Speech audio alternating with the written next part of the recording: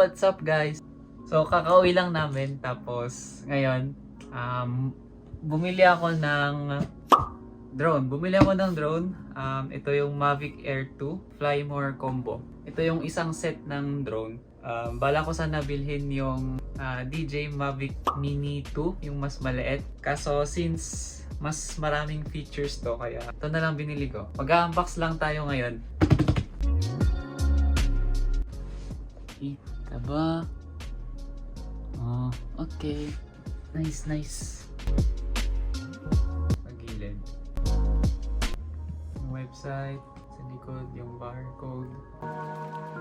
Ito yung sa likod. So, ayan. So, 3, 2, 1.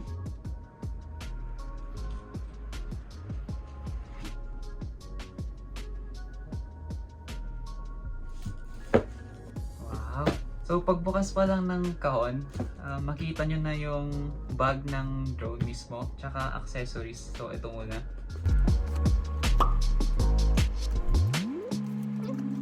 Meron tayong ayan, may user guide tayo paano gamitin yung drone. Safety first. Tapos, quick start guide. Sa mga baguhan dyan, kailangan nyo talagang magbasa muna bago nyo gamitin yung drone. Huwag kayo maniniwala sa mga nanonood nyo na i-skip nila yung tutorials. Unless pag alam nyo yung, yung binili nyo, okay lang. Okay, ito. May extra siyang... Yan.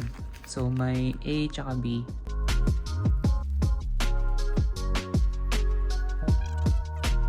Ito yung sa A na side. So, ayan. Same rin sa kabila. So, yung pinagkaiba lang yung kung saan nyo ito ikakabit. So, ayan. Meron naman yung diagram dito, kaya okay lang. Hindi kayo malilito.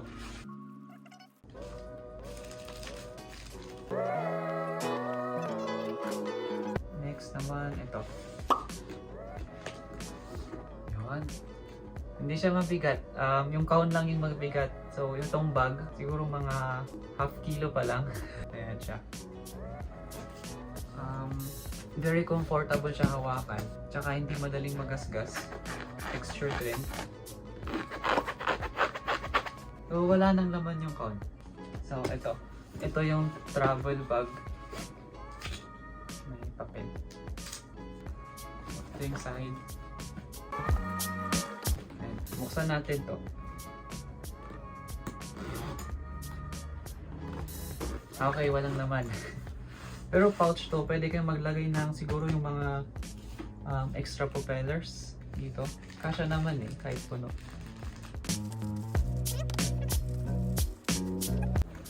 Zipper natin.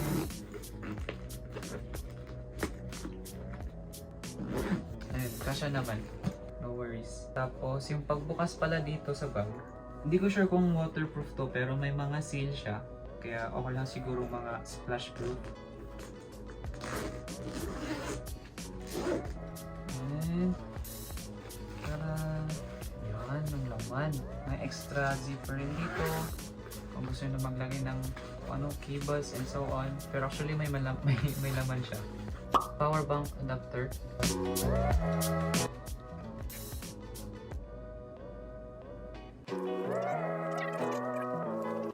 Next is siguro ito na yung battery ng remote ata. Ay hindi. Filter ng lens. Buksan natin. Tatlong piraso ng filter. 256, may 64, tsaka may 16.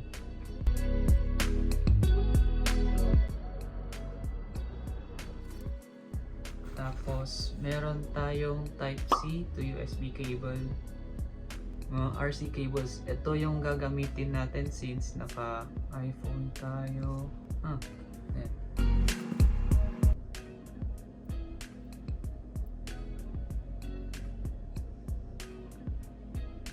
Okay. Lastly, meron meron tayong extra control stick para sa remote. Ayan, ini-screw lang kasi yan. So, good to know na meron tayong extra sakaling masira or maputol or syempre mawala kasi maliit nga. Tapos, wala nang laman. Sunod naman yung accessories. Andito na yung charging cable nyo. So, hindi siya diretsuhan, may AC adapter siya. No worries. Tapos, ito. Diretso to sa charging case para sa battery. Ito naman yung extra battery. Wala nang laman. Tatlo yung kasama niyang battery. Yung isa nandun na sa drone. Itong dalawa, extra. Yan. Ganyan yung itsura ng battery niya.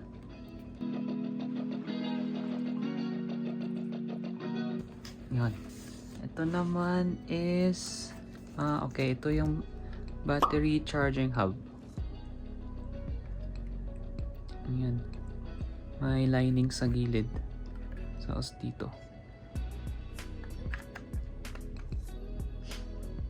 Yan, ganyan siya. Okay. Tapos ito naman para ma-charge. Mayroon siyang LED dito para malaman mo kung nakasaksak or may power output or wala. Bale, ganyan lang siya kasimple. Ito yung controller niya, guys. Buksan natin. Cinema style, normal, tsaka sport. Landing, button dito, power button. Tapos yung mga controller stick niya dito sa baba.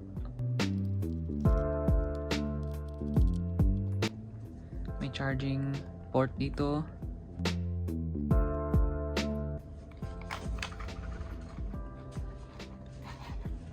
Yung kable niya, guys, andito. Tapos may camera record. Ito wala na, hindi to napipindot. Para sa grip ng phone lang to. Ayan.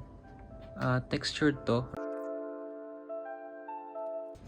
So lastly, ito yung drone.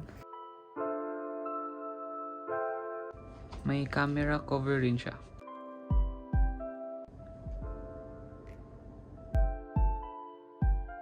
So hindi pa nalagay yung mga propellers niya. Tayo yung maglalagay mismo. May mga lights. Taran!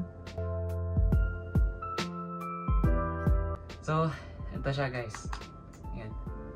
Ito yung battery.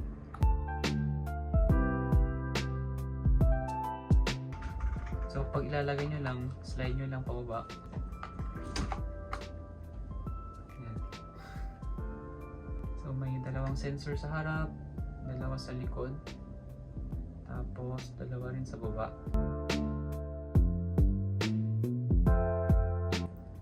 So, gimbal protector. Lahat ng DJIs meron to.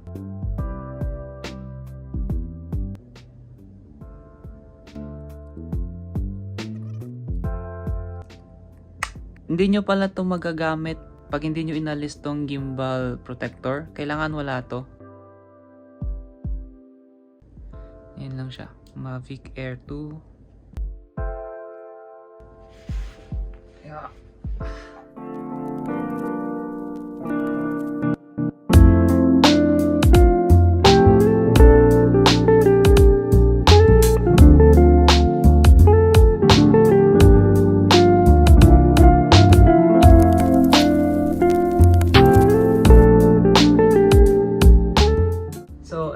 Na guys yung unboxing ko. Sa susunod mag-upload ako ng flight test. So try natin to gamitin sa labas. Hopefully maganda yung weather. So that's it. Thank you guys for watching. Don't forget to like, share, and subscribe to my YouTube channel. Peace.